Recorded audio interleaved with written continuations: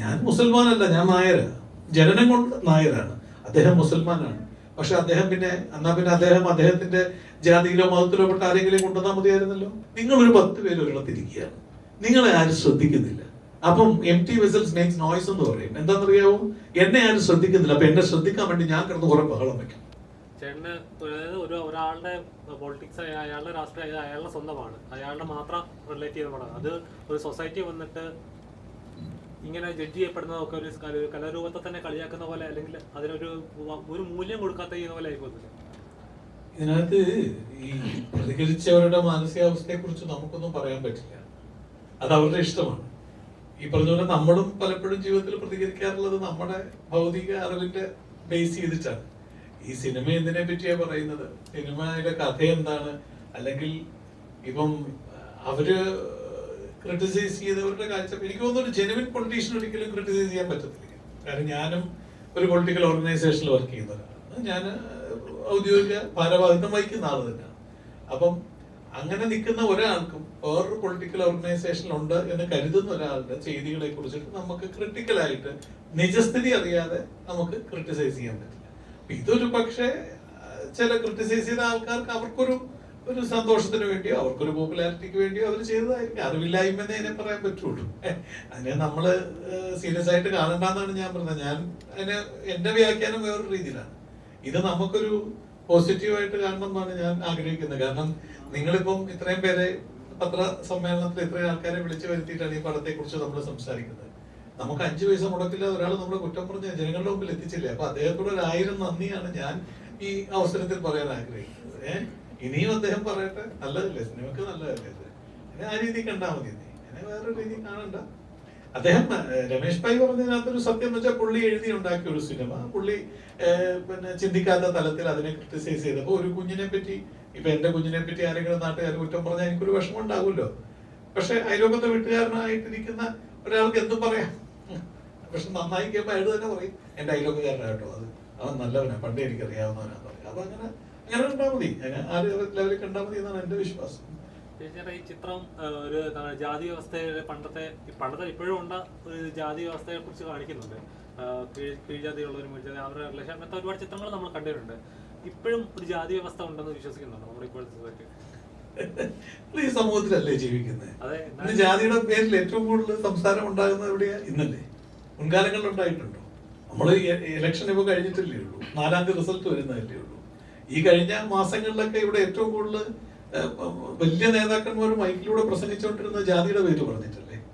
അപ്പം ഇന്ന് ഇത് ശരിക്കും പറഞ്ഞാൽ ആൾക്കാർ വിദ്യാഭ്യാസം കൂടുമ്പോൾ ആൾക്കാർക്ക് അറിവും വിവരവും കൂടി എന്നാണ് നമ്മൾ സങ്കല്പിക്കുന്നത്. പക്ഷെ ഇത് സ്വയം വിമർശനാത്മകമായിട്ട് ആൾക്കാർ ചിന്തിക്കേണ്ട വിഷയമാണ്.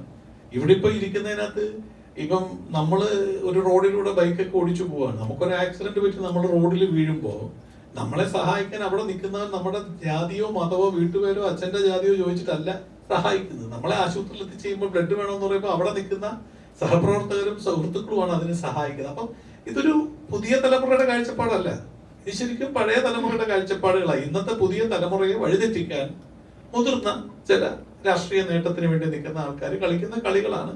അതിൽ ഞാനൊറ്റ കാര്യമേ പറയുന്നുള്ളൂ, ചെറുപ്പക്കാരായ നമ്മള് ഇതിലൊന്നും വീഴാതിരിക്കുക എന്നുള്ളത് മാത്രമേ ഉള്ളൂ. കാരണം ഇതൊരു നമ്മളോട് എന്നോട് ചോദിച്ചിട്ടാണോ എന്നെ ഇപ്പം ഞാൻ ഏത് ജാതിയിലാവട്ടെ, എന്നെ ആ ജാതിയിൽ ജനിപ്പിച്ചത് എന്നോട് അനുവാദം ചോദിച്ചിട്ടാണോ? അല്ലല്ലോ, ഞാൻ എൻ്റെ അമ്മയുടെ വയറ്റിൽ ജനിച്ചു പോയി. അപ്പൊ അമ്മയുടെ ജാതി എന്താണോ അതാണ് എൻ്റെ ജാതി. അപ്പൊ ഇതിനകത്ത് നമുക്ക് അവകാശവാദം പറയാൻ വല്ല അർഹതയുണ്ടോ? വെറുതെ പറയുന്നതല്ലേ. അത് ഇന്നത്തെ രാഷ്ട്രീയത്തിന് ആവശ്യം, നിലനിൽപ്പിന് ആവശ്യം ചില ജാതീയ വ്യവസ്ഥകളെ ഊതിപ്പെരിപ്പിക്കേണ്ടത് ചില രാഷ്ട്രീയ പാർട്ടികളുടെ ആവശ്യമാണ്. അവരുടെ ആധിപത്യം സ്ഥാപിക്കാൻ വേണ്ടിയാണ്. അതിനെ അവര് വിമർശിക്കുന്നുണ്ടെങ്കിൽ അത് അവരുടെ വിവരമില്ലായ്മയായിട്ട് കണ്ടാൽ. ഇപ്പൊ തന്നെ സിനിമ ഇറങ്ങുന്നതിന് മുമ്പ് തന്നെ ഇത്ര വിവാദങ്ങൾ ഉണ്ടാവുന്നു, ഈ സിനിമ ഇറങ്ങിയതിനു ശേഷം ഇതെല്ലാം ഉണ്ടാവട്ടെ. തിയേറ്ററിൽ അത് ആളെ കൂട്ടിയാൽ മതി. ഞാൻ പറഞ്ഞല്ലോ, ഞാനതിലെ പോസിറ്റീവായിട്ടേ കാണുന്നുള്ളൂ. ഈ ഒരു വിമർശനം ഉണ്ടാകാൻ ആൾക്കാരിവിടെ ഞാൻ ചോദിക്കട്ടെ, നമ്മുടെ ഈ സോഷ്യൽ മീഡിയയിൽ തന്നെ ആൾക്കാർ ഒരു ശ്രദ്ധ കിട്ടാൻ വേണ്ടി എന്തൊക്കെ കാര്യങ്ങളാണ് കാണിച്ചു കൂട്ടുന്നത്. ഇത് ഒന്നും ചെയ്യാതെ കിട്ടിയില്ലേ? ലോട്ടറി അടിച്ചിരിക്കുകയല്ലേ പ്രൊഡ്യൂസർക്ക്.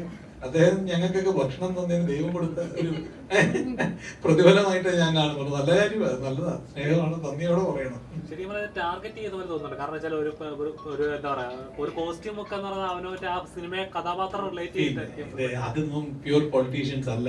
ഞാൻ സീരിയസ് ആയിട്ട് പറഞ്ഞത്. ഇപ്പം ചേട്ടൻ തമ്പിച്ചേട്ടൻ വിശ്വ ഹിന്ദു പരിഷത്തിന്റെ ഒരു ഭാരവാഹിയാണ്, ഞാൻ കമ്മ്യൂണിസ്റ്റ് പാർട്ടിയുടെ ഒരു ഭാരവാഹിയാണ്. ഇതുകൊണ്ട് ഞങ്ങൾ അടുത്തിരിക്കരുതെന്നോ, ഞങ്ങളുടെ പൊളിറ്റിക്സ് ഞങ്ങളുടെ ഉള്ളിൽ നിന്നുകൊണ്ട് ഞങ്ങളുടെ മേഖലയിൽ പോകുമ്പോൾ ഞങ്ങളുടെ പൊളിറ്റിക്സ് ഞങ്ങൾ പ്രചരിപ്പിക്കുക തന്നെ ചെയ്യും. അവിടെ നമുക്ക് പൊളിറ്റിക്സിന് ആശയപരമായിട്ടാണ് നമ്മൾ വേർതിരിഞ്ഞ് നിൽക്കുന്നത്, വ്യക്തികളോടല്ല വിരോധം, ആശയപരമായിട്ടാണ്. പക്ഷേ ക്രിട്ടിസൈസ് ചെയ്യാൻ നിൽക്കുന്നവരെ സംബന്ധിച്ച് അവർ വ്യക്തികളിലോട്ടാണ്, വ്യക്തിയധിഷ്ഠിതമായിട്ട് പരാമർശത്തിലോട്ട് പോകുന്നതാണ്. അത് കുറച്ചു കാലത്തെ ലോകപരിചയം വരുമ്പോൾ അത് മാറിക്കോളും. കാരണം ഇത് ധൈര്യമായിട്ട് പറയാൻ പറ്റുന്ന വേറൊന്നും കൊണ്ടല്ല, നമ്മൾ എതിർക്കുന്നുണ്ട് പലതിനെയും, പല പൊളിറ്റീഷ്യൻസിനെ എതിർക്കുന്നുണ്ട്. പക്ഷെ അത് അവരുടെ വസ്ത്രത്തിലോ അവർ കഴിക്കുന്ന ഭക്ഷണത്തിലോ അല്ല, അവരുടെ ചെയ്തികൾ വെച്ചിട്ടാണ്. അപ്പൊ അതിലോട്ട് തിരിയണം, അതിലോട്ട് തിരിയും. ഇത് നമുക്ക് സിനിമക്ക് എനിക്ക് തോന്നുന്നത് ഇത് ആരെങ്കിലും ഒക്കെ നമ്മളെ രക്ഷപ്പെടുത്താൻ വേണ്ടി ചെയ്തതാണ്, നല്ലതായിട്ടാണ് എനിക്ക് തോന്നുന്നത്. അതുപോലെ ഇപ്പൊ ഈ റീസെന്റ് വന്നിരിക്കുന്ന ചില വാർത്തകളിൽ കൂടുതലായിട്ട് വന്നിരിക്കുന്നത് ഇപ്പൊ മമ്മൂക്കയ്ക്കെതിരായിട്ട് യാതൊരു അടിസ്ഥാനമില്ലാത്ത കുറെ ആരോപണങ്ങളും, ചില സിനിമകൾ ചില അജണ്ടകൾ പ്രകാരം മാത്രം നിർമ്മിച്ചവയാണെന്ന് സ്ഥാപിച്ചെടുക്കാനും ശ്രമിക്കുന്നുണ്ട്. ഇതിനോട് പൊതുവെ സിനിമാ മേഖലയിലുള്ളവർ പലരും പ്രതികരിച്ചു കണ്ടില്ല. ഇങ്ങനെ പ്രതികരിക്കാതിരിക്കുന്നതും ഒരു അജണ്ടയുടെ ഭാഗമാണ്. അത് വളരെ നല്ല ചോദ്യമാണ്. അത് ഞാൻ പ്രതികരിക്കണം എന്ന് ആഗ്രഹിച്ചിരുന്ന ഒരു ചോദ്യം കൂടിയാണ്. കാരണം മമ്മൂക്കയെ സംബന്ധിച്ച് പറയുകയാണെങ്കിൽ ഇത്രയും സെക്യുലർ ആയിട്ട് ചിന്തിക്കുന്ന ഒരു നടൻ ഇന്ത്യയിലുണ്ടോ എന്ന് എനിക്ക് സംശയമാണ്. കാരണം അദ്ദേഹം കൊണ്ടുവന്നിട്ടുള്ള ആർട്ടിസ്റ്റുകളെ ആലോചിച്ചു. ഞാൻ എന്റെ ഉദാഹരണം വേറെ ആരും എടുക്കണ്ട. ഞാൻ സീരിയലിൽ അഭിനയിച്ചുകൊണ്ടിരുന്ന ഒരാളാണ്. ആ സീരിയലിൽ നിന്ന് എന്നെ സിനിമയിൽ കൊണ്ടുവന്നു. പരുന്തിലായാലും ദ്രൗദരത്തിലായാലും അണ്ണന്തമ്പിയിലായാലും കിങ് ആൻഡ് ദ കമ്മീഷണറിലായാലും എന്നെ പോലത്തെ ഒരു നടനെ സീരിയലിൽ നിന്ന് ഒരിക്കൽ പോലും ചാൻസ് ചോദിക്കാതിരുന്നിട്ട് പോലും എന്നെ കൈപിടിച്ച് സിനിമയിൽ കൊണ്ടുവന്ന് എന്നെ ഒരു വില്ലൻ വേഷം ചെയ്യാൻ പറ്റുന്ന പരുവത്തിൽ ഒരു നടനാക്കിയത് അദ്ദേഹമല്ലേ. ഞാൻ മുസൽമാനല്ല, ഞാൻ നായരാണ്, ജനനം കൊണ്ട് നായരാണ്, അദ്ദേഹം മുസൽമാനാണ്. പക്ഷെ അദ്ദേഹം പിന്നെ അദ്ദേഹത്തിന്റെ ജാതിയിലോ മതത്തിലോ പെട്ട ആരെങ്കിലും കൊണ്ടുവന്നാൽ മതിയായിരുന്നല്ലോ. അദ്ദേഹം അങ്ങനെ ശ്രമിച്ചിട്ടുണ്ടോ? ഇനി അദ്ദേഹം ആ ജാതിയിലോ മതത്തിലോ പെട്ട ആരെങ്കിലും കൊണ്ടുവന്ന് ഇതുപോലെ എസ്റ്റാബ്ലിഷ്ഡ് ആക്കിയതായി ആർക്കെങ്കിലും ക്രിട്ടിസൈസ് ചെയ്യാൻ പറ്റുമോ? അദ്ദേഹം അതിനൊക്കെ അപ്പുറത്ത് നിൽക്കുന്ന അദ്ദേഹത്തിന്റെ വലിപ്പമൊന്നും ഈ ക്രിട്ടിസൈസ് ചെയ്ത ആൾക്കാർക്ക് മനസ്സിലാക്കാനുള്ള വിവരമില്ല, മനസ്സില്ല. ഞാൻ പറഞ്ഞില്ല, മമ്മൂക്കയെ പോലത്തെ ഇത്രയും, കാരണം അദ്ദേഹം ഒരുപാട് ജനങ്ങളെ പ്രതിനിധാനം ചെയ്യുന്നൊരു നടനാണ്. അദ്ദേഹത്തിന് അത്യാവശ്യം വിദ്യാഭ്യാസമുണ്ട്, വിവരമുണ്ട്. അദ്ദേഹത്തെ ക്രിട്ടിസൈസ് ചെയ്യാൻ ആരെങ്കിലും മുതിരുന്നുണ്ടെങ്കിൽ അവരുടെ വിവരമില്ലായ്മയായിട്ടേ കാണുന്നുള്ളൂ. അതിനെതിരെ താരസംഘടനയോ അല്ലെങ്കിൽ മറ്റ് അസോസിയേഷൻസോ ഇടപെടാതിരുന്നത് അപലപനീയമാണ്, തെറ്റാണ്. മമ്മൂക്കെ പോലത്തെ ഒരാളെ ക്രിട്ടിസൈസ് ചെയ്യുമ്പോൾ ആദ്യം ഇടപെടേണ്ടത് അമ്മ എന്ന് പറഞ്ഞ സംഘടനയാണ്. ഞാനതിന്റെ മെമ്പർ തന്നെയാണ്. പക്ഷെ ഞാൻ അതിൽ എനിക്ക് തോന്നുന്നു അത് കുറവായിപ്പോയി, അത് പോരായിരുന്നു, ശക്തമായിട്ട് ഇടപെടണമായിരുന്നു. കാരണം അമ്മയെ പോലത്തെ സംഘടനയും മറ്റ് സിനിമാ സംഘടനകളും മമ്മൂക്കെ പോലത്തെ ഒരാളെ ക്രിട്ടിസൈസ് ചെയ്യാനോ കോർണർ ചെയ്യാനോ ആരെങ്കിലും ശ്രമിക്കുമ്പോൾ അതിനെതിരെ ശക്തമായിട്ട് നിലപാടെടുത്ത് മുന്നോട്ട് വരേണ്ടതായിരുന്നു. കാരണം മമ്മൂക്ക ഇന്ന് വരെ വർഗീയമായിട്ട് ചിന്തിച്ചിട്ടേ ഇല്ലാത്തൊരാളാണ്. ഞാൻ എൻ്റെ ജീവിതം ഉദാഹരിച്ചുകൊണ്ട് ഞാൻ പറയുകയാണ്, വേറെ ആരുടെയും ജീവിതം ഞാൻ എടുക്കണ്ടല്ലോ.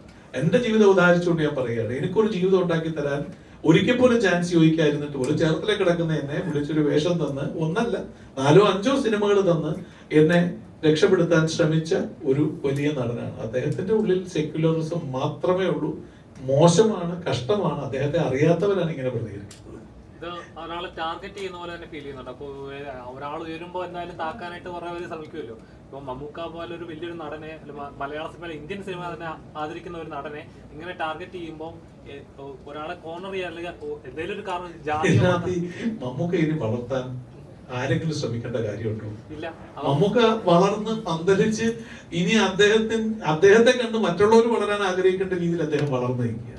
ഇന്ന് തമ്പിച്ചേട്ടൻ ഇന്റർവ്യൂവിൽ പറഞ്ഞ പോലെ ഏറ്റവും കൂടുതൽ വെറൈറ്റി വേഷങ്ങൾ ഈ പ്രായത്തിലും ഇത്രയും വെറൈറ്റിയോടെ ഇത്രയും ഭംഗിയായിട്ട് ഓരോ മാനറിസംസ് എടുത്ത് നോക്കും ഓരോ സിനിമയും. ഈ അടുത്ത് വന്ന സിനിമ, ഞാൻ ഈ അടുത്ത സിനിമകളിലൊന്നും അദ്ദേഹത്തിന്റെ കൂടെ ഇല്ല, പക്ഷെ 5 6 പ്രാവശ്യം ഞാൻ ഇന്ന് സിനിമ കാണുമ്പോൾ നമുക്ക് ഗുണപാഠമാണ് എങ്ങനെ അഭിനയിക്കണം. അദ്ദേഹത്തിന്റെ ഓരോ സിനിമകളിലെ മാനറിസംസ് എടുത്ത് നോക്കിക്കഴിഞ്ഞാൽ അദ്ദേഹം എടുക്കുന്ന എഫേർട്ട്, ആ ബ്രെയിൻ യൂസ് ചെയ്യുന്ന അത്രമാത്രമുണ്ട്. അപ്പൊ അതുകൊണ്ട് അദ്ദേഹത്തിനെ ഈ കോർണർ ചെയ്യുന്നതല്ല ഇത്. സത്യത്തിൽ എനിക്ക് തോന്നുന്നത് എന്താ അറിയോ, നിങ്ങളൊരു 10 പേര് ഒരിടത്തിരിക്കുകയാണ്, നിങ്ങളെ ആരും ശ്രദ്ധിക്കുന്നില്ല. അപ്പം empty vessels makes noise എന്ന് പറയും. എന്താണെന്നറിയാവോ, എന്നെ ആരും ശ്രദ്ധിക്കുന്നില്ല. അപ്പൊ എന്നെ ശ്രദ്ധിക്കാൻ വേണ്ടി ഞാൻ കിടന്ന് കുറെ ബഹളം വെക്കും. അപ്പൊ എല്ലാവരും കൂടെ അവനെ ഇങ്ങനെ നോക്കും. ഈ ശ്രദ്ധ കിട്ടാൻ വേണ്ടി ആരോ ചെയ്തതായിരിക്കാനേ സാധ്യതയുള്ളൂ. അല്ലാതെ ഇതൊന്നും സത്യസന്ധമായി ഒന്നും മമ്മൂക്കയോടൊന്നും പ്രതികരിക്കാൻ സത്യം ചിന്തിക്കുന്നവർക്ക് പറ്റില്ല. ഇത് വെറുതെ empty vessels makes noise, that's all. അത്രേ ഉള്ളൂ.